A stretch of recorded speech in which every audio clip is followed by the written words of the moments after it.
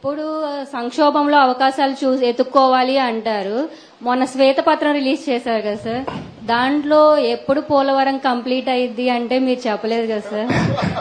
నా తల్లి చాలా తెలివి ఎక్కువ అయిపోయింది అందరికి. ఇప్పుడు పోలవరం వచ్చింది ఇష్యూ ఏంటంటమ్మా, అక్కడ డయాఫామ్ వాల్ ఒకటి ఉంటుంది. మీకు అందరికి రాష్ట్రంలో ఉండే అందరికి అర్థం కావాలి. పోలవరంలో నదిలో ప్రాజెక్ట్ వస్తుంది, ఎక్కడైనా సరే నదికి అడ్డంగా కడతాం. పోలవరం నదినే తిప్పి ప్రాజెక్ట్ కడుతున్నాం. ఈ నీళ్లు పక్కకు తీసుకొచ్చి అక్కడ ఎర్త్ కమ్ డ్యామ్ అంటే ఒక పెద్ద డ్యామ్ కడతాం. పోలవరంలో ఏంటంటే కిందన పొరలన్నీ ఇసుక పొరలున్నాయి, నీళ్లన్నీ వెళ్లిపోతాయి. అవి అరెస్ట్ చేయాలి. అది అరెస్ట్ చేయాలంటే ఒక స్పెషల్ టెక్నాలజీతో 95 మీటర్ల వరకు ఒక కట్టడం కట్టాలి. ఒక స్పెషల్ టెక్నాలజీతో ఒక పెద్ద కట్టడం కడతాం. దానికి జర్మనీ కంపెనీ వచ్చి మొత్తం వేశారు. దాన్ని డయాఫామ్ వాల్ అంటారు. అది నేనేం చేశానంటే, పోలవరంలో 6 నెలలే పనులు అవుతాయి. జూలై నుంచి వర్షాలు వస్తాయి, డిసెంబర్ వరకు వరదలుంటాయి. డిసెంబర్లో ప్రారంభిస్తే మళ్లీ మేకంతా పూర్తి చేయాలి. జూన్లో మళ్ళా వర్షాలు పడే పరిస్థితి వస్తుంది. 6 నెలలే వర్కింగ్ సీజన్. నేను కష్టపడి 2 సీజన్లో ఆ డయాఫామ్ వాల్ పూర్తి చేశాను, చాలా ఇబ్బందులు పడి. తర్వాత స్పిల్వే కట్టాం, అవన్నీ పూర్తయినాయి. ఈ పని చేయాలంటే ఎర్త్ కమ్ డ్యామ్ కట్టాలంటే పక్కన 2 వాల్స్ కట్టాలి. అవి కాఫర్ డ్యాములు అంటారు. దానికి కూడా నీళ్లని రాకుండా కొంతవరకు డ్రౌటింగ్ చేయాలి. డ్రౌటింగ్ కూడా చేసి అక్కడి నుంచి కట్టుకొని రావాలి. కరెక్ట్ గా నేను అధికారంలో ఓడిపోయింది మేలో ఓడిపోయాం. మే జూన్ వరకు గాని పనిచేస్తుంటే డయాఫామ్ వాల్స్ అని పూర్తి చేసేస్తుంటే నీళ్లు అక్కడికి వచ్చేటి కాదు. ఒక చిన్న గ్యాప్ ఉంటే కాంట్రాక్టర్ మార్చారు, ఆఫీసర్లు మార్చారు. వర్షాలు వచ్చాయి, 2 ఏళ్లు పట్టించుకోవాలా. నీళ్లన్నీ వచ్చి డయాఫామ్ వాల్ కింద నుండేదంతా సుడులు తిరిగి, ఎందుకంటే అవి పెద్ద ఎత్తున 20 లక్షలు 30 లక్షల క్యూసిక్స్ ఆఫ్ వాటర్ వస్తుంది. దేశంలోనే ఎక్కువ నీళ్లు ప్రవహించే నది గోదావరి. ఇప్పుడు ఆ నీళ్లన్నీ వచ్చి సుడులు కొట్టేసింది. కిందన మట్టి అంతా ఇసుకంతా తీసేసి కొట్టుకొని వెళ్లిపోయింది.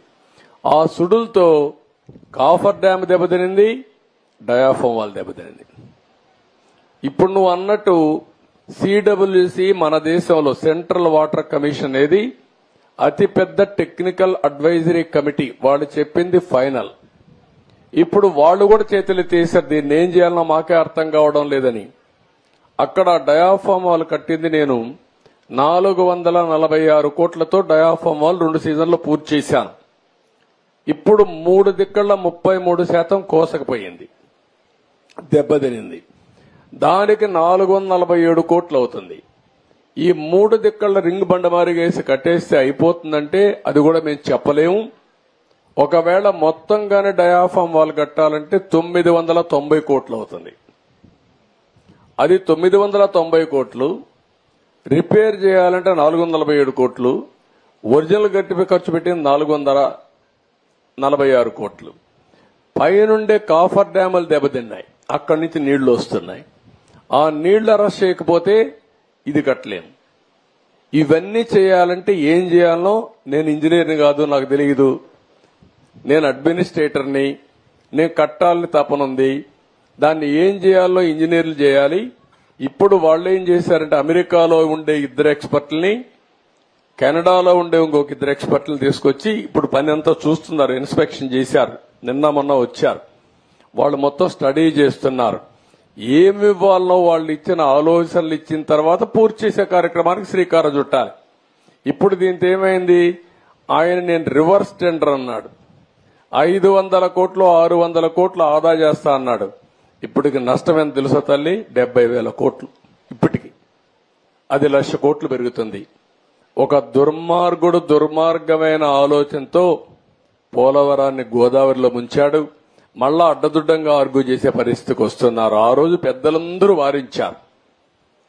గవర్నమెంట్ ఆఫ్ ఇండియా ప్రాజెక్ట్ అది, పీపీఏ అని ఉంటుంది, అంటే పోలవరం ప్రాజెక్ట్ అథారిటీ.